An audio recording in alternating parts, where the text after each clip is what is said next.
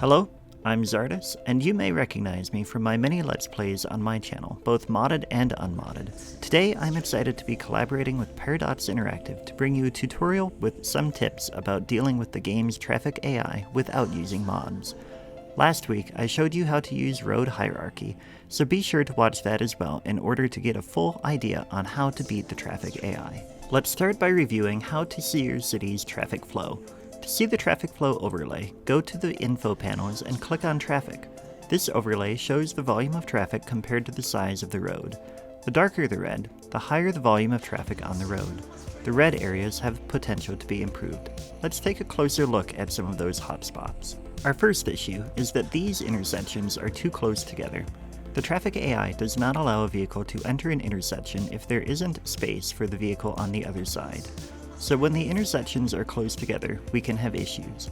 Let's change this up a bit and see how it improves. Now you can see that the vehicles on the main road are able to flow more freely while still accessing the side roads. Another key to analyzing your traffic is to review the traffic routes being used. You do this by going to the info panels, selecting the traffic routes overlay, and then clicking on a road. With this overlay, you can see all of the traffic that is using that segment of road. It is important to understand the way vehicles plan out a route. All vehicles in the game will select the fastest route available at the beginning of their journey, taking into account the speed limit of the roads available to them.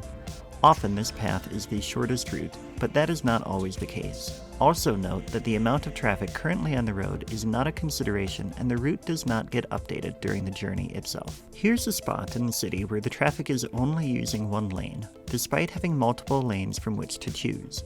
We can see that the traffic going straight is using the same lane as the traffic that is turning. The solution is to force the game to create a turn lane by changing the roads in the intersection to assign a single lane for each direction. Now the traffic that is going straight will be forced to use one lane, while the traffic that is turning will use a different lane. The asymmetrical 3-lane road from the Mass Transit DLC is very useful for situations like this. Here we have some service buildings positioned on a main road in the city. This can cause traffic to increase as there is a greater number of vehicles starting and stopping at these buildings. The solution is to add a small service road off of the main road and place your service buildings on the side road.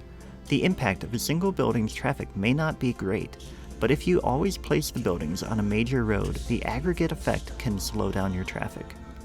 Airports and train stations are other examples of a building that generally should have a separate access road. One final tip that I have for you is to keep your industrial areas small and connect them via cargo rail. Industrial areas can generate a massive amount of traffic if they are oversized.